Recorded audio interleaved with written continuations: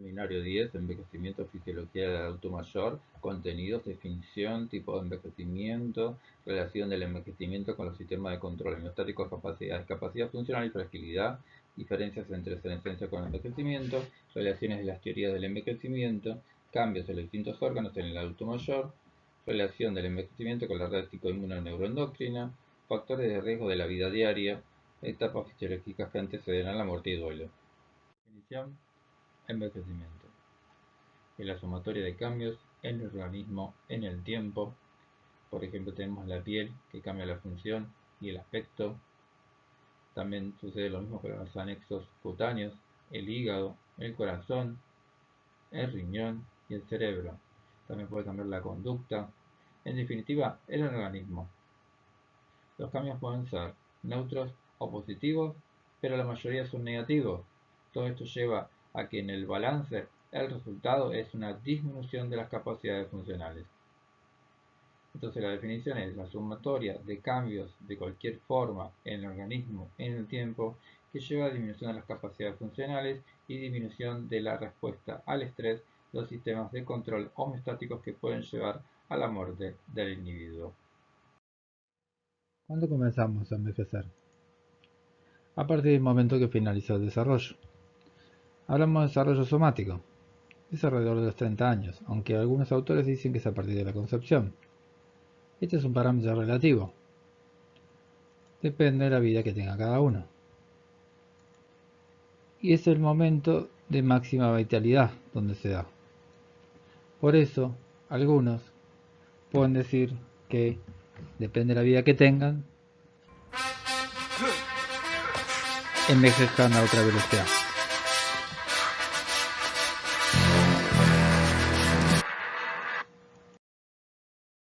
Tipos de envejecimiento. Tenemos el normal, usual o fisiológico, que según la OMS es la consecuencia de la acumulación de una gran variedad de daños moleculares y celulares a lo largo del tiempo que lleva a un descenso gradual de las capacidades físicas y mentales, un aumento de riesgo de enfermedad y finalmente la muerte. Ahora bien, los cambios no son lineales ni uniformes y su vinculación con la edad de una persona en años es más bien relativa. Por ello, más adelante tenemos que definir lo que se llama envejecimiento patológico y ahora vamos a definir lo que se llama envejecimiento exitoso, activo, competente o saludable, que si bien tienen origen y significan algo diferente, a los fines de la cursada lo vamos a tomar como sinónimos. Si hablamos de envejecimiento exitoso, no podemos dejar de mencionar al profesor físico y educador y experto en el envejecimiento Robert Habehus, quien en el año 61, además de venir a la UBA Argentina, publicó un trabajo sobre envejecimiento exitoso y se hizo popular por una frase conocida por todos nosotros que es agrégale vida a los años. Tanto es así que lo propone como un objetivo de la gerontología, agregar vida a los años en la última parte de la vida. Ahora, esta frase no es conocida por todos nosotros. Arjona, ¿se habrá inspirado en Heibrichus? Bueno, no sé, no nos interesa porque no es el objetivo de nuestra clase.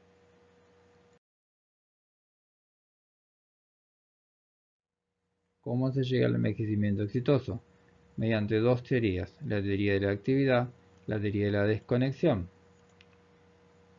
La teoría de la actividad plantea que a medida que va pasando el tiempo hay que mantener las actividades y actitudes de la mediana edad lo más extensamente posible, como por ejemplo esta señora que quizás cuando era más joven iba a los cumpleaños y bailaba y ahora lo sigue haciendo cuando es más grande.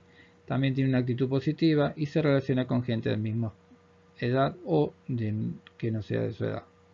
La teoría de la desconexión dice que es un proceso de aceptación y un deseo de un proceso de desvinculación, es decir, que da poquito de la vida activa, se va desvinculando. Esto significa que acepta y dice, no, eso ya no lo hago porque ya soy grande, y se siente supuestamente bien, es decir, por eso dice envejecimiento exitoso, sigue sintiéndose bien, no se pone mal, porque dice eso ya no lo hago y entonces déjalo, ya estoy grande.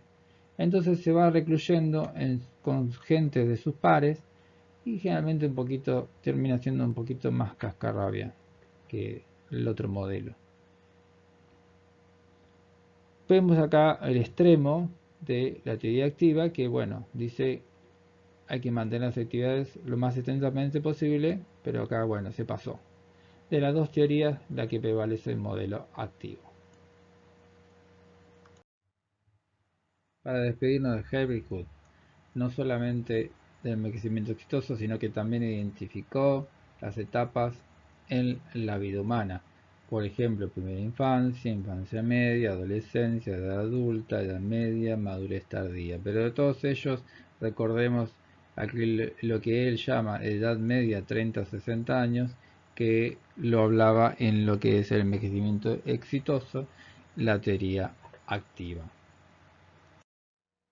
Más adelante, en el 87, Rowe y Kahn, que ustedes no lo tienen que saber, le agregaron al envejecimiento exitoso la palabra sano, no vulnerable y alto funcionamiento. Más adelante le agregaron compromiso con la vida y hablaban de envejecimiento normal, que era una persona sana pero vulnerable.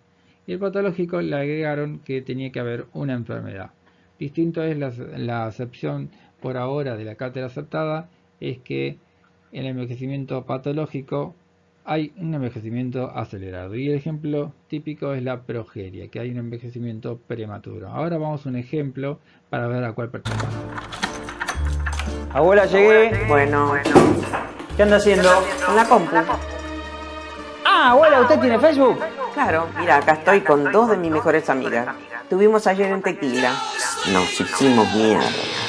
Abuela con amiga. Estoy sin dormir, boludo. Bueno, habrá que ver a qué pertenece, si es sano por no vulnerable, a compromiso con la vida, o no sé si hay compromiso con la vida, si está sano, bueno, no sé si cómo termina, vamos a ver a quién pertenece. Bueno, pero lo importante también ahora es destacar también que estos autores más recientes, Walter Longo y David Sinclair, que plantean, son los más conocidos de envejecimiento ahora, que el envejecimiento en realidad directamente es una enfermedad. El envejecimiento es una enfermedad. Dicen que es preferible, en vez de tratar las enfermedades cardiovasculares, el cáncer, otras enfermedades, por ejemplo diabetes, directamente tratando de ver por qué se envejece y tratar de retardar el envejecimiento. Los modelos de Paul Walters y Margaret Walters de envejecimiento exitoso, año 90, le dan importancia a la subjetividad en el bienestar del proceso de envejecimiento y hablan más que nada de la teoría del SOC. ¿Qué es la teoría del SOC? Selección, optimización y compensación. Selección de que de las funciones de alta prioridad que se van disminuyendo por el envejecimiento es una tarea adaptativa personal y de la sociedad, que implica la convergencia de demandas ambientales y motivacionales individuales, habilidades y capacidad biológica. También puede involucrar nuevos dominios o transformarlos y nuevas metas de vida. Optimización, ¿qué es? Es optimizar para enriquecer y aumentar las reservas generales y maximizar los cursos de vida elegidos. Compensaciones, bueno, involucra aspectos de la mente, de la tecnología, incluyen por ejemplo el uso de nuevas estrategias, por ejemplo reglas mnemotécnicas, incluida la ayuda a memoria, por ejemplo, o por ejemplo la famosa libreta, ¿no? Que para acordarse de las cosas, el uso de un audífono para seguir oyendo, ¿no? Y uno se va como adaptando. O por ejemplo, también conocido por todos nosotros, el uso de la tecnología, por ejemplo, un anteojo cuando tenés disminución de la vista, ¿no? Bueno, y otra cosa también importante, como por ejemplo, doy un ejemplo, los jugadores de fútbol que, digamos, tienen poca vida dentro de lo que es cuando están para que los contraten, digamos, profesionalmente, y después generalmente se dedican a ser directores técnicos, un ejemplo conocido. Y una frase muy conocida de ellos, un poquito más adelante, en el 93, que dice que no solo se presenta una serie de deterioros, sino una serie de ganancias. Ve que dice una serie de deterioros y una serie de ganancias. Me está hablando de que la definición que habíamos dicho al principio de envejecimiento, que decía que había unos cambios que podían ser positivos también. Bueno, acá justamente estamos hablando de eso, una serie de ganancias. Y acá dice, aprender a minimizar las pérdidas y maximizar las ganancias. Esa frase es buenísima. Aprender a minimizar las pérdidas y maximizar las ganancias. Bueno, ¿Por qué Valtes y Valtes? Bueno, finalmente eran muy conocidos, porque andaban muy juntos porque eran, digamos que eran pareja, estaban casados. Vamos a hacer un repaso de los últimos 25 años de lo que era el paradigma y lo que es ahora para alcanzar lo que se ha llamado primero envejecimiento exitoso en el año 61, que ya vimos, en Henry Hood, después Rowe Kahn y después Valtis Valtes en el año 90, como vimos recién. Son los más importantes, todos estos son los más importantes. El buen envejecer de Friedrich en el año 89, saludable de la OMS, pero él estaba más centrado en la salud. Y después el competente de Fernández de Ballesteros en el año 96. Y el envejecimiento activo, que es más actual a partir del año 2002 hasta la actualidad. El activo es el más integrador. ¿Qué significa? Es el proceso de aprovechar al máximo las oportunidades para tener un bienestar físico, psíquico y social durante toda la vida, extender la calidad y la esperanza de vida a edades avanzadas, continuar siendo activo físicamente, socialmente y mentalmente. Todo esto lo puede lograr participando en actividades recreativas, actividades con carácter voluntario remuneradas, actividades culturales y sociales, actividades educativas, vida diaria en la familia y en la comunidad.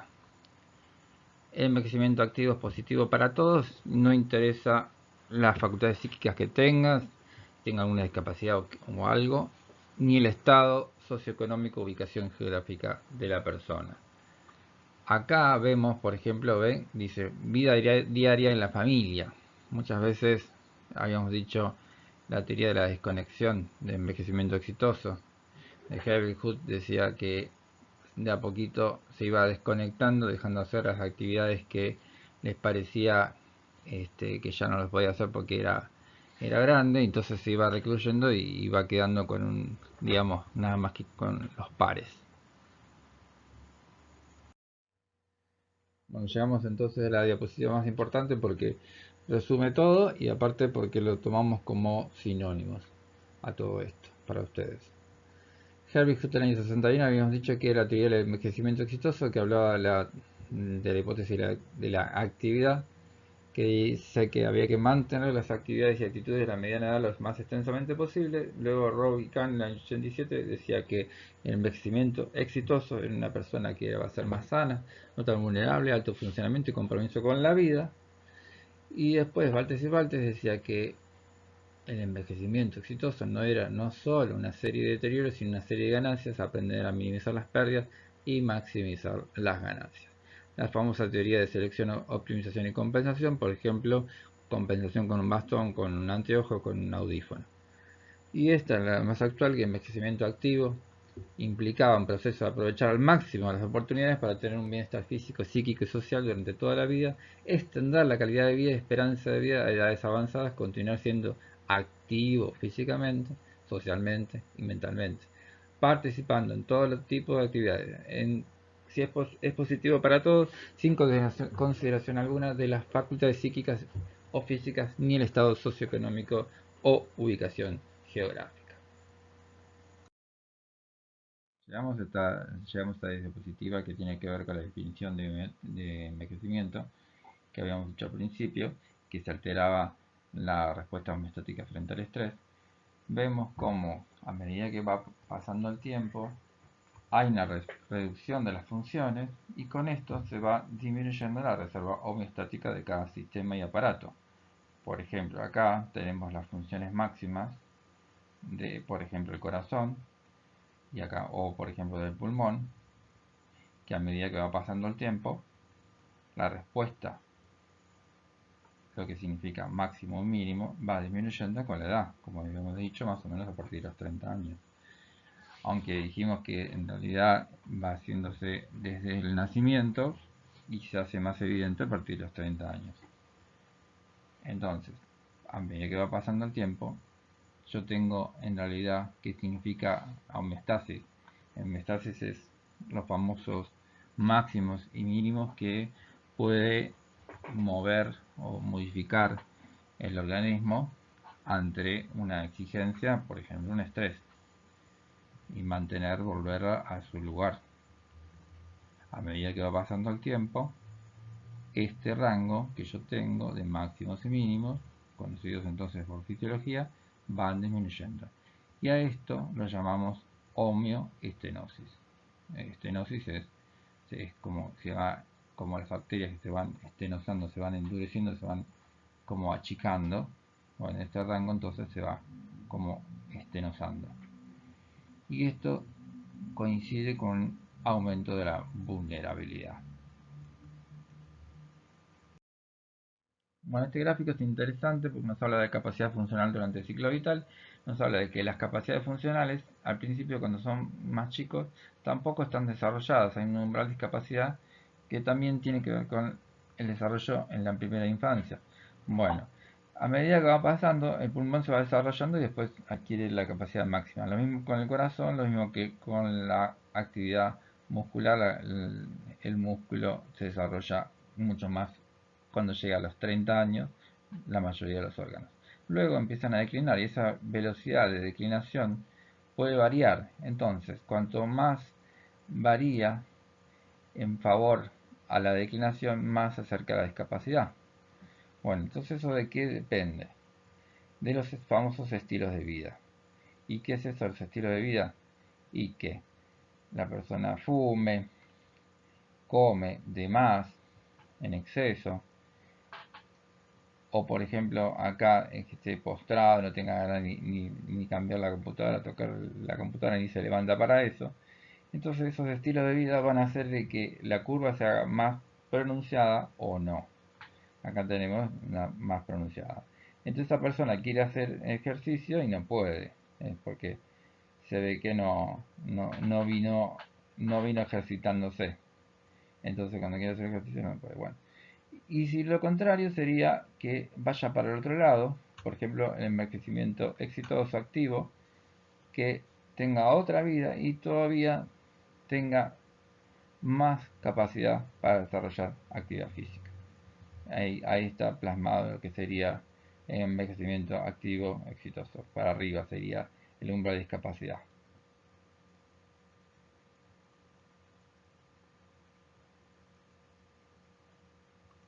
Bueno, llegamos a la definición de fragilidad, que es un síndrome biológico con aumento de la vulnerabilidad más allá del correspondiente al envejecimiento por los estresores que disminuyen o alteran las reservas fisiológicas y originan una disminución de la capacidad homeostática.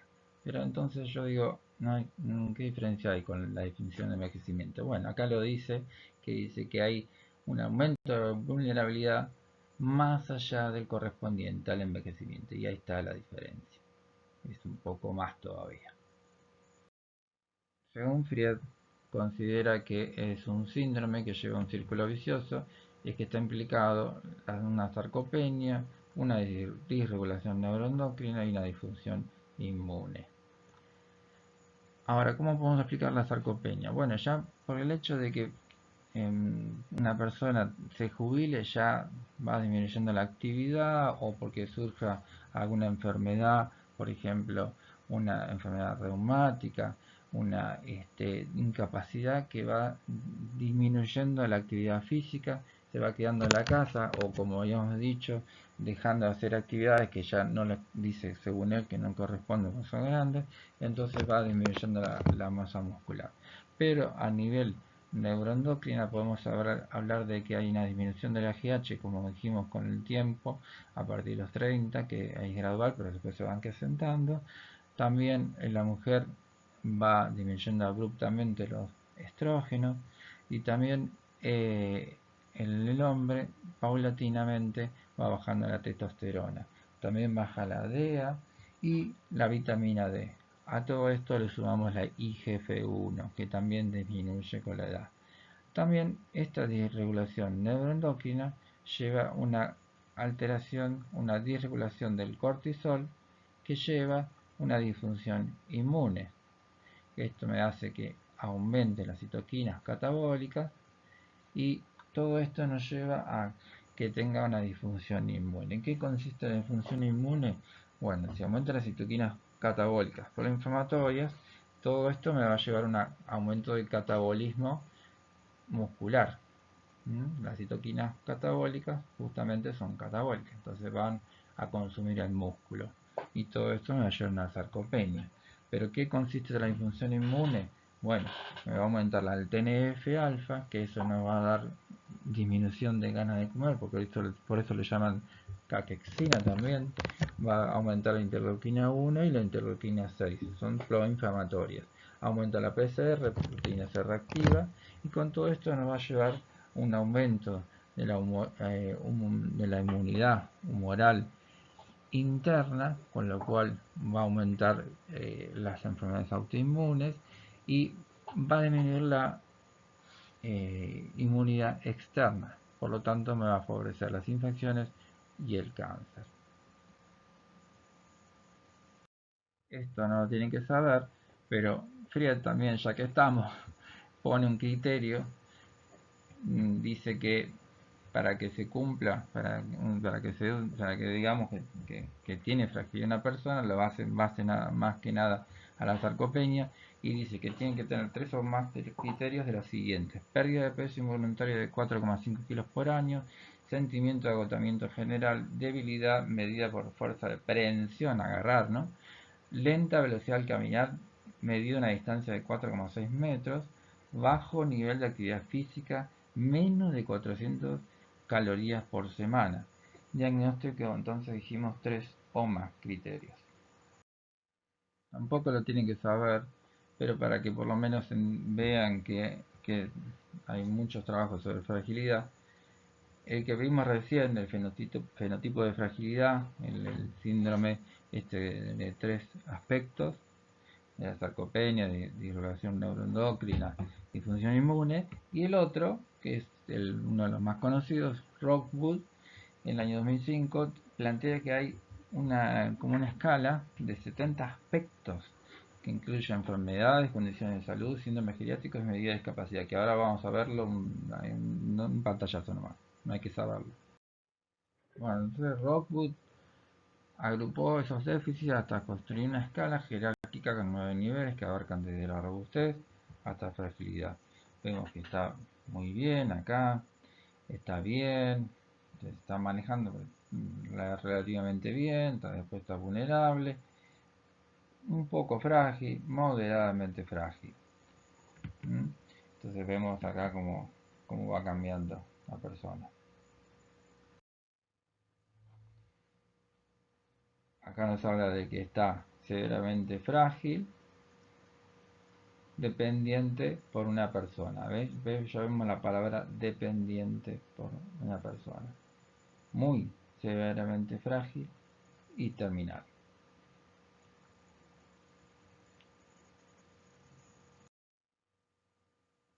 Esto sí es el espectro de fragilidad, es importante. Hablando del espectro de la fragilidad. ¿Qué es el espectro de la fragilidad? Es un rango que va desde el momento donde empieza la vulnerabilidad aislada y hasta que ya está cerca de la discapacidad en esta parte. Entonces, ese espectro de la discapacidad, o donde está muy robusto y no tiene ninguna discapacidad, puede variar de acuerdo a lo que habíamos dicho anteriormente de los estilos de vida. Cuanto más cerca de discapacidad estemos, más cerca de la muerte estamos, más cerca de la premuerte, y al revés. Si menos nos alejamos de discapacidad, menos estamos cerca de la muerte. Y ahora está buena esta regla de fragilidad, regla del 30, que dice que el declinar de la reserva fisiológica comienza a partir de los 30, como hemos dicho. El umbral de fragilidad se cruzaría al sobrepasar el 30% de la reserva funcional, y la prevalencia de ancianos solo frágiles en la comunidad y en hospitales estaría más o menos de 30% a partir de los 65 años. Muy bueno gráfico. Hablamos ahora entonces, para cerrar y relacionar discapacidad con comorbilidad y fragilidad de vuelta. Habíamos dicho que más o menos después de los 65 años un 30% de la población es frágil, entonces más o menos está en línea con esto. Pero esa misma persona que tiene fragilidad también puede tener discapacidad o lo que se llama también dependencia, que significa alteración. La palabra dis es una alteración o dificultad de alguna función. Entonces, podemos decirlo que discapacidad o dependencia es restricción o pérdida de la capacidad para realizar una actividad de la vida diaria. Pero acuérdense, la palabra dis ya lo está diciendo. Dis es alteración y dificultad, y capacidad es la capacidad para hacer o realizar algo. Entonces es fácil el concepto ese. Pero bueno, entonces hay veces que los frágiles también son dependientes o discapaces también, un 5,7%. Un trabajo que presentó Fried. Bueno, pero a su vez también los que son frágiles también pueden tener una comorbilidad. ¿Qué son las comorbilidades? Morbilidad es enfermedad y comorbilidad son dos o más enfermedades a la vez. Con que haya dos enfermedades ya son comorbilidades, son dos o más enfermedades. Entonces puede haber una persona que tenga fragilidad pero a su vez tenga dos o más enfermedades. Y hay otra persona que encima de tener dos o más enfermedades tiene las tres cosas. Tiene dependencia, es decir, discapaz, es frágil y tiene dos comorbilidades, un 21,5%. Bueno, y ahí cerramos el tema tan tedioso. Bueno, y ahora vamos a definir lo que significa senescencia, el término en general. Senes viene del latín, que es viejo, o también el lugar donde del cráneo donde primero aparecen las canas. Y también, hablando de lo que es la bibliografía, dice que son los cambios involutivos de las fases finales de la vida, que conllevan alteraciones morfológicas y funcionales que son más patentes de la muerte, que llevan en último extremo a la muerte, pero un poco más que la definición de envejecimiento. Por eso lo vamos a diferenciar. El envejecimiento se da en las etapas tempranas de la vida, y que era ¿se acuerdan? La suma de cambios funcionales que abarcan alteraciones morfológicas y funcionales, que disminuye la adaptación a la toxicidad y enfermedades, pueden llevar a la muerte. Eso era envejecimiento, ¿no? A diferencia de lo que es la senescencia, cuando ustedes dicen que alguien es senecto, que es la senectud, estamos hablando de una persona que ya es mucho más grande, ya hablando de 65, 70 años ya. Entonces esto se da que los cambios ya no son tan, digamos, inocuos. Los cambios son más involutivos. Abarca alteraciones morfológicas y funciones también, pero tiene mucho más repercusión. Entonces son más evidentes de la muerte. Entonces llega más fácil a la muerte.